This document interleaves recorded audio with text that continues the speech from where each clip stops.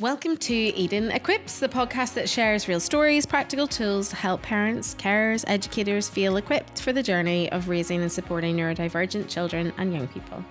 Whether you're tuning in with a coffee, in the car, or have a rare quiet moment, I'm so glad you're here, and welcome to part 2 with Laura. And Laura, again, welcome back to our part 2, where we're continuing on. And I think it's just so nice to be able to have that space, because there's lots to talk about. If you haven't listened to part 1, I really encourage you to go and listen to that. A lot of that will kind of link in with a lot of conversation that we're having today. So our first one, we were talking about how it's so important to start with our nervous system and your 3 C's, and the importance of that: comfort, communication, connection with the minor C of the C minor of curiosity as well. I absolutely love that. The next big topic, and it is, and listen, I am aware that like a 25-minute podcast is not going to cover everything on this topic, but one that is huge, and I know big heart for, and lots of knowledge around anxiety and the autistic brain. It's a huge one that for so many individuals and families listening today is a main theme in their story. I'd love to hear from you a wee bit on this topic, and I think a great place to start is why. Why is this such a huge theme in so many people's lives? Autism and anxiety. I think we have to go back again and we talk again about a little bit what we were talking about before. And we talk about the amygdala as being part of the brain. It's in the limbic system in the brain, and it's that part of the brain that has that fight, flight, freeze, fawn part of the brain. But we know from neuroscience that it's more reactive in autistic people. We know that. Which a lot of people don't realise that. We know that. And there's some really interesting studies. When I first heard about the amygdala, I went on a year-long deep dive into the amygdala, and there's a really interesting study of a woman in the States who was born without amygdala. And they were studying to see, does she experience emotions in the same way? And what we know is that the plasticity in the brain, other parts of the brain actually took over emotional development. But what she did have was face blindness, which I thought was fascinating, right? So it's a really interesting part of the brain. So we know that that's different. What we also know is that the connectivity within the brain is different, and that autistic people's brains work approximately 42% more at all given times, even when we're asleep. Wow. Even when we're asleep. 42% more. Yes. So if you're thinking about an autistic brain and you're not living in one, the most important thing I'll say to you is autistic brains are busy places to live.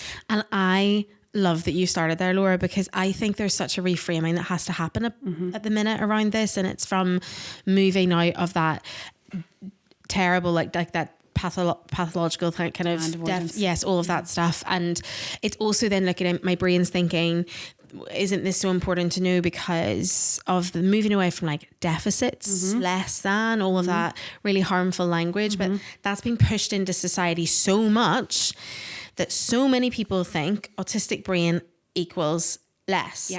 But what we do, and as you're saying, neuroscience, and we know it's actually more, like 42% more, like there's more activity, there's more process, there's more going on in those moments of in an autistic individual's brain.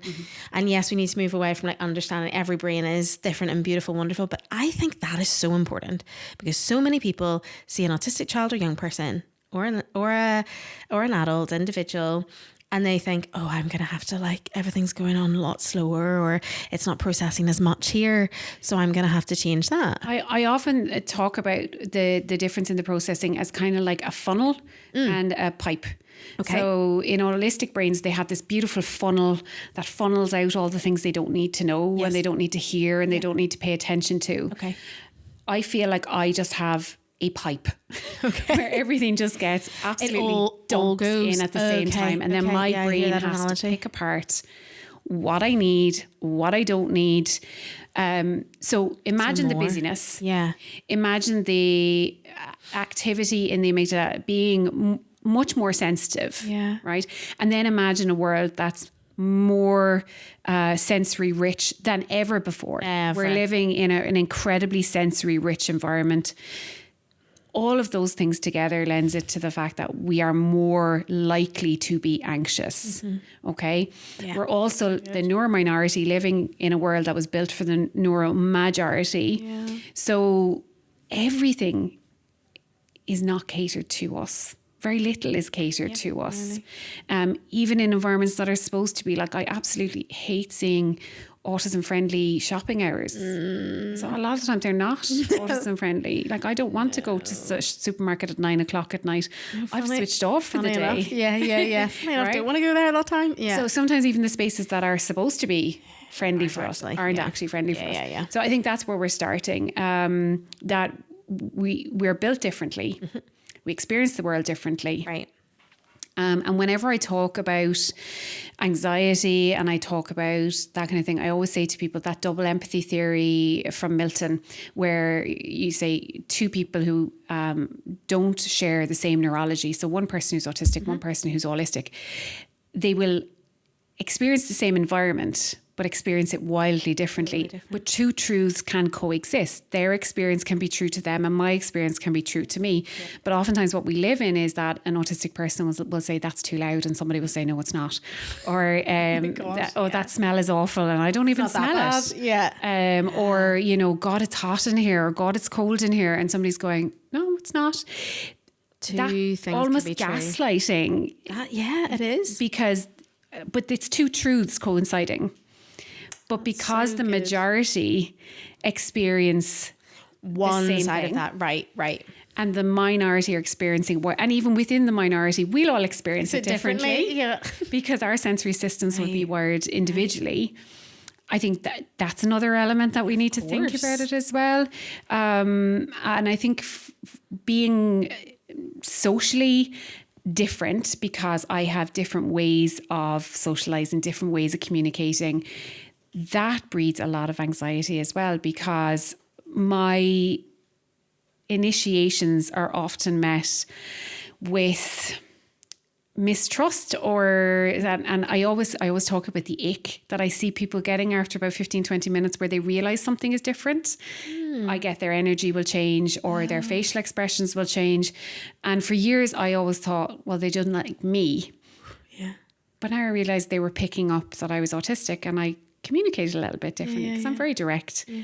I sometimes share too much without realizing it, or will say things that kind of make people second guess, and I think that all leads to our anxiety as well, because we're often met with that ick when people don't know. So that's why I'm often in conversation, even with our postman, like I'll say, I am autistic, because I want to get that out of the way early, so that when they do pick up the perceived differences, that they'll go, oh, that's what she means. Okay. And I don't get the ick phase then. Yeah. So I'm very loud and proud for that reason. Yeah. Great. Because I don't like that feeling. Yeah, absolutely. You still get it when people, when you tell people you're autistic, you'll still get that sometimes, unfortunately. Yeah. But the majority of times it leads to better conversations and more acceptance. So there's so many reasons why there's so many anxiety is a feature for us. And I think before I ever knew I was autistic, I was a worrier. Okay. Now I come from a long line of worriers. Okay. Our family is very good at worrying on my mother's side, right? So I just thought, and I remember I was about 24 when I Googled, is worrying hereditary? And they said it is. So I stopped worrying about my worrying. Okay, yep. And then I was about 27 when I figured out about anxiety. I was about 30 when I started kind of doing anything about it. 32 when I took it seriously. Wow. Started doing CBT. Didn't work. Nothing worked that they were telling me to do. And that then becomes a shameful thing, because you're like, why is it not working? Nothing works. Yeah. It wasn't until I was identified as autistic and I could reframe my experience through that autistic lens that my anxiety suddenly made sense. Wow. Okay. And my mental health has never been better than since I found that out. Yeah. That's amazing. And also so important. Mm-hmm. And gets missed. Mm-hmm. Even as you said in your journey, how far in that was. Mm-hmm. And then it was like, oh, okay. Yeah. Because those are different things. That was a question that leads really well onto that next bit of that was a question last year that came up. Mm-hmm. And gosh, so many life lessons from doing a conference once. And one was, you know, the panel, you know, hopefully like even this year will do a wee bit better, just a bit of time, but it's hard, isn't it? It's hard to fill that stuff in. But that was one of the questions. And I thought a really interesting question, and one that I'd love to give a wee bit more space to, of what's that difference then? So you were talking about anxiety. So you're aware, worry, all of a sudden here, actually this is this terminology, anxiety that I'm experiencing. You're like, wait, this still doesn't like fit into what I'm feeling and how I'm responding and my nervous system and my amygdala is picking up in situations. So that then leads into that question that came up last year of, how do I know the difference as an individual who is like anxious and autistic anxious? Okay. Are they two different things? Yes. Okay. To start, because a lot of people say to me, oh, they're the same thing, aren't they? No. Right. No, there we they're go. not. I think everything, my perspective on anxiety was changed, was turned upside down by one paper that I read in 2021. It's a 2017 paper. Yeah. It's Cairns, Kerns, and there's a load of other names after, but I'm going to say Cairns et al. Yeah. 2017. We'll try and find it and add it to the podcast. Yeah. And it basically came down to this. It said, right, so it said the physiological experience of anxiety will be the same, pretty much. Same, right. Okay. So the physiological, side of it, the heart beating fast, feeling the tummy sick, swirling, the dizziness, the fogginess in your head, that'll all be the same. Right. Where it differed really was the triggers. Okay. And how it's shown. Okay. All right. So the triggers, we have some similarities in that there can be certain phobias, like things like, you know, fear of spiders, fear of snakes, fear of heights, which I love. That's a personal one of mine, is I have a huge fear of heights, but I now tie that back to my vestibular sense. And that makes much more sense, because that's what's driving my fear of height. Is that my difficulties around the vestibular input. I'm connecting that. But it'll also be that we have more obscure triggers. Okay. So one of my biggest triggers used to be rain at night. Not rain during the day, not rain in the car, not rain anything, but rain at night. I have since traced it back, but what I've noticed in my clients is that the triggers can be obscure. Yes. But sometimes there is no trigger. There is a lack of a trigger. And I talk about it as if I wake up in the morning, some mornings, and I open my eyes and I am immediately in that SNS space of just complete fight, flight. My heart is pounding. Yeah, I'm immediately no reason. there. Right. And I used to journal. I used to mind map it and try and figure out, like, what is this? Yeah, where's this coming from? Where is this coming from? And there would be nothing. Right. So that's really frustrating then, right? Because all anxiety methodologies will come at it from find the trigger, change the thoughts, change the actions. And if you understand it, then you can place it. Exactly. That's what I'm even thinking. But then if you don't have something, hey, surely that spikes anxiety more. Yeah. So that's one of the differences between just being anxious and anxiety for autistic people. But the other thing is the way we show it. Okay. So autistic people are more likely to stim more, need more repetitive movement, repeat words more or repeat phrases more, repeat questions over and over, exhibit constant talking, which is something that I do, because when I talk, I can't hear my thoughts. So I will literally experience verbal diarrhea if I'm anxious. It just keeps coming because I don't want to hear my thoughts. Wow. And then it can also end up with things like trichotillomania, which is hair pulling, and dermatillomania, which is skin picking, head banging, physical assaults. Right. And so it shows up differently. It shows up differently, more in behavioural terms. And I'm just even thinking stuff you're saying here of like for our young people, I'm thinking of conversations I've had around that of so especially the talking, like you even being able, and I know so many people listening to this will just have really massively connected to that, talking more so I don't hear my thoughts. And yet, if I'm generalizing emotions, which we do a lot in society, if I have somebody in my setting who is chatting a whole lot and like I'm like, oh, they're engaging because they're talking and they're verbally communicating in this moment, they're not anxious because they can do this, whereas potentially another individual is shut down, anxiety and does it. So I'm now saying that doesn't look like what I think it should look like, therefore it cannot be. But what you're really, really importantly expressing is it shows up differently. So you have to know the individual. If constant talking isn't a norm for them, I hear that. It's back to your connection thing. Exactly. Know the individual. And you're looking for more than the words. You're looking for the body posture. You're looking for, all the little reminders that this isn't where it should be. So I used to always say that my anxiety was an invitation to hide. It was like, I got really good at hiding. So if I was in public and I was anxious, I would mask. To hide. Okay. Like I've had panic attacks. We were going through good old COVID. We were going through a drive-through Santa during COVID. It sounds so ridiculous. When you think back of it and you're like, oh my gosh. Yeah. And I had a panic attack in the car. Wow. And the kids were having such a lovely time that I smiled through it. I got out and took a photo on the hay bale with Santa behind us, and we got through the drive-through Santa, and I just said to my husband, you have to take me home. Like, and he was like, why? What's going on? And I was like, I feel like I'm dying. I've had such a bad panic attack. And I was like, I didn't see it. So if I'm in public, I mask heavily. Yeah. It was an invitation to hide. If I'm in private, I hide. I don't answer the phone. I don't answer text messages. I just hid away until I was able to put back on the smile. Now it's an invitation to action.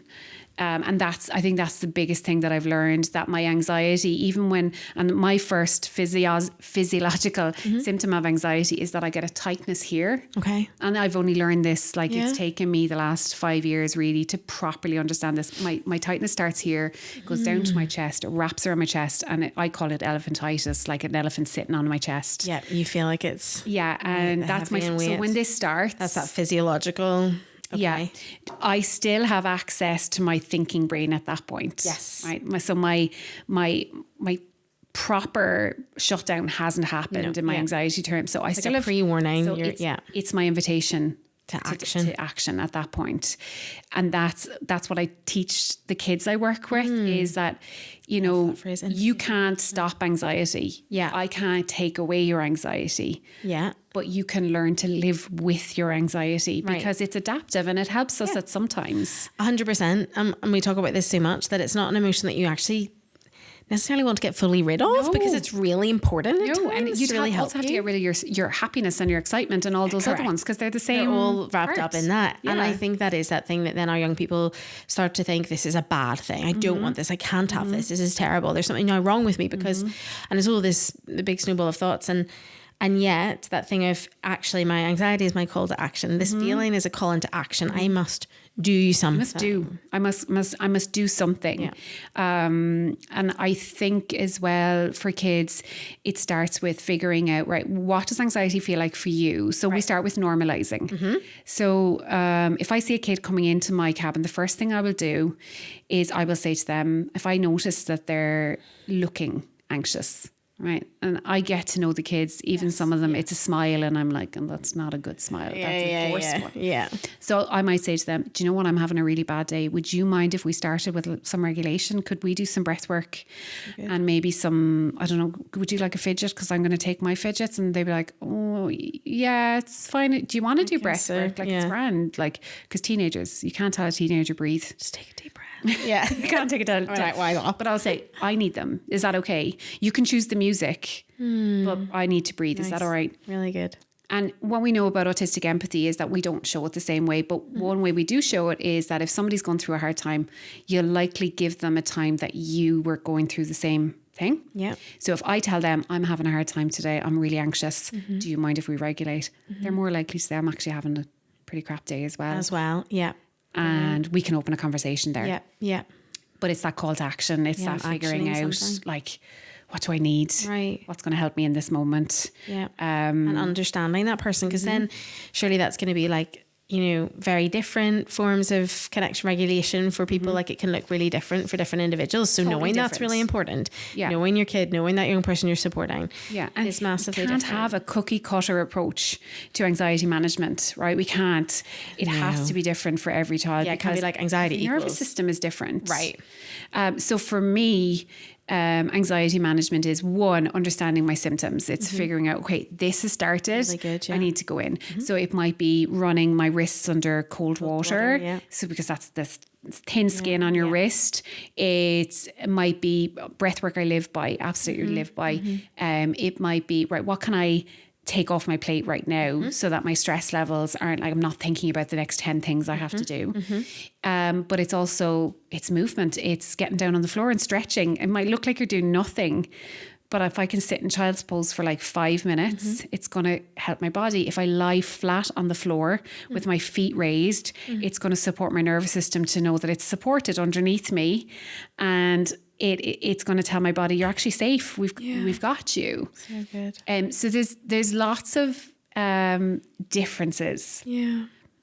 And the approach needs to be so individualized. Yeah. You know, which then, you know, that's challenging in situations, isn't it? I guess if I'm supporting a lot of young people, but it is that realization. It doesn't, and actually then it's that reality of like, look at it for adult to adult, person to person. So if you're looking at anxiety, and obviously then we know from what you're telling us that looks really different for autistic individuals, but within that, everyone's nervous system is completely different. So the way that my body needs to regulate is going to be massively different to someone else's.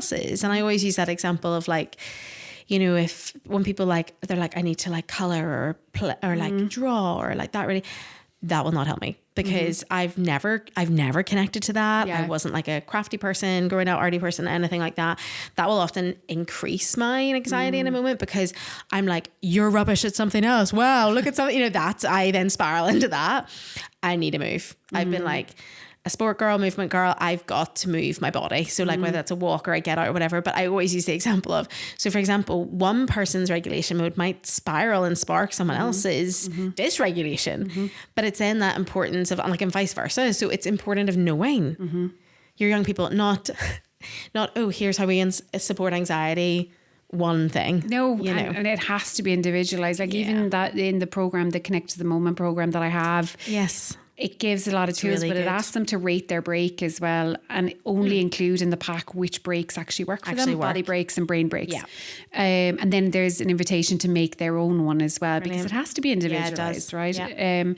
I think we're living in a really unpredictable time. And as the conference said, it's so noisy. Yeah, it's so noisy. I think it's so disabling at the moment to be a late identified autistic woman, because the narrative is at the moment that that's not it's not worthy of the official title. I think that's really, really hurtful. And I haven't spoken publicly on it because I'm in a space where I don't like to comment until I've processed things. Something. Yeah. And I still haven't processed it without the emotional reaction that it brings. Right. Understand. And I think as well that when we're narrowing down who we see as being worthy of an identification, we're gatekeeping the compassion, because what we know about the autistic experience is that is a deeply internal experience. It may look external in some regards in terms of our behavior or our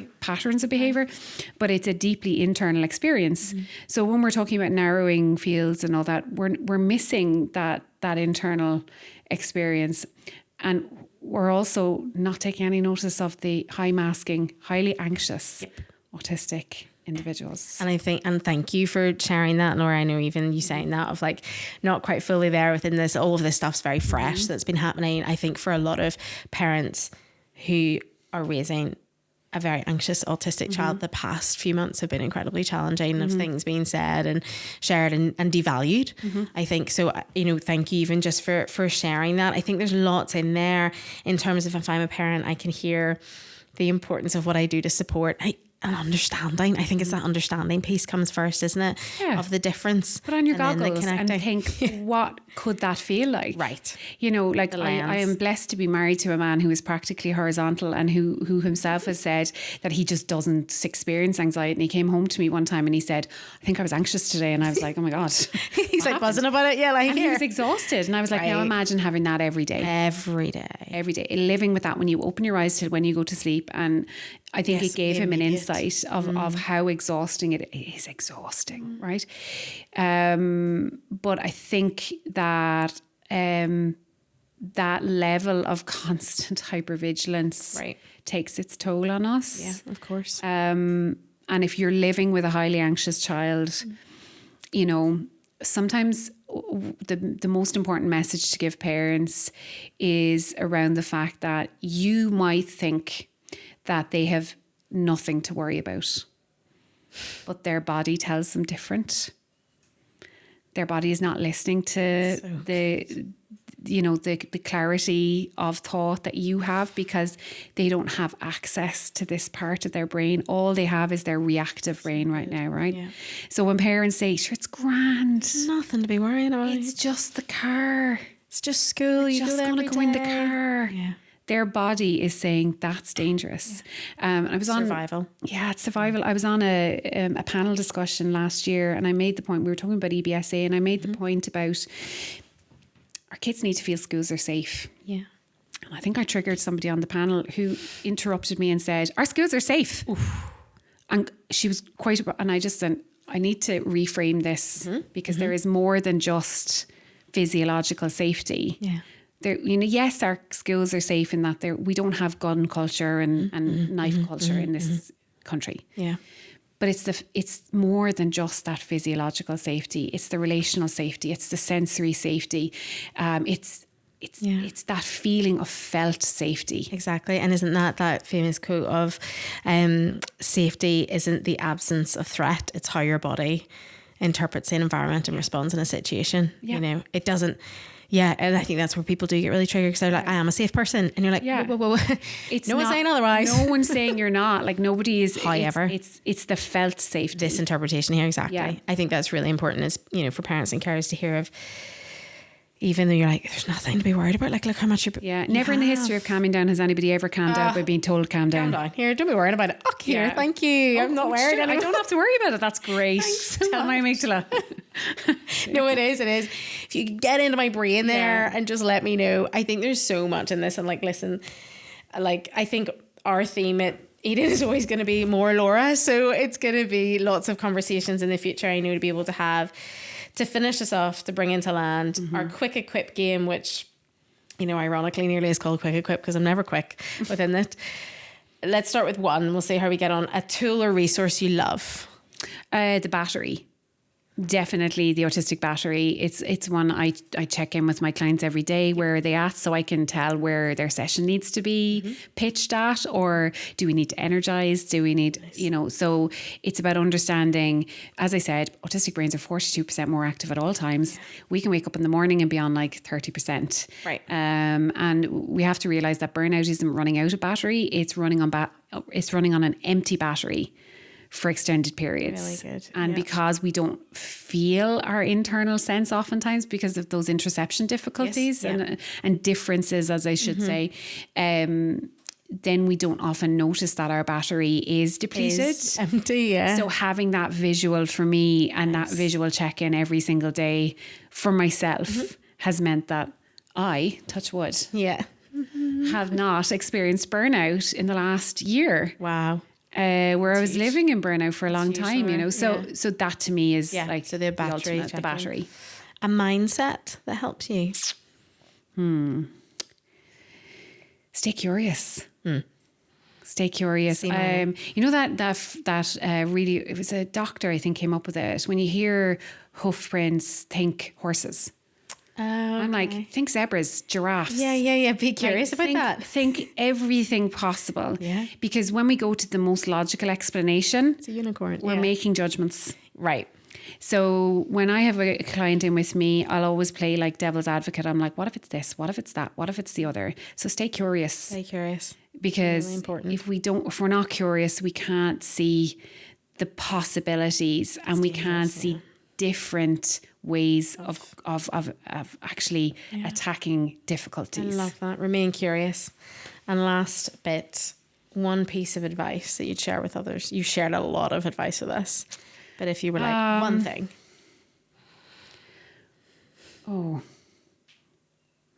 There's a really famous phrase, a really famous saying that I quote a lot when I'm talking. Yeah. I don't like who said it. It's by B.F. Skinner. Okay. But I do love the phrase. And it says, education is what remains when all that we have learned has been forgotten. Okay. And I always say it because I say, you're not, like, I don't remember my leaving cert. Right, I don't remember my college exams. Yeah. But education changes your brain. Keep listening. Yeah. Keep learning. You won't remember every single thing. Yeah. But what will happen over time is that your brain will just amalgamate everything into a new outlook. And that's what we want. Brilliant. Yeah, So it aligns with stay curious. I was going to say that really works. Learning. Yeah, learning it's to remain one of my curious. favorite things Really because good it makes so much sense.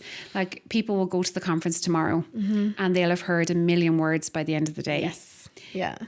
But they may not remember everything we say. Right. But if they can come out with a new outlook, then they'll have learned more than they ever could have on their own. Yeah, I love that, Laura. And even for my wee brain and heart, I think that's good to hear for going into tomorrow and for everything kind of how we're wanting to help people so much of that.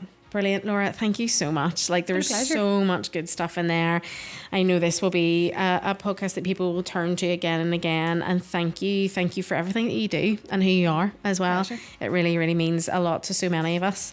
And thank you for listening. I hope it's inspired you. I know it has, and I know it will have, of sparks ideas or just reminder that you're not on your own in this journey. I think that's a huge part of it. We'll add any of those things kind of talked about and like Laura's details and of like your courses and kind of things that you have around, anxiety and sleep and stuff like that as well, because they're fantastic in the bio of this podcast. Thank you everyone for listening, and we'll catch you on our next episode.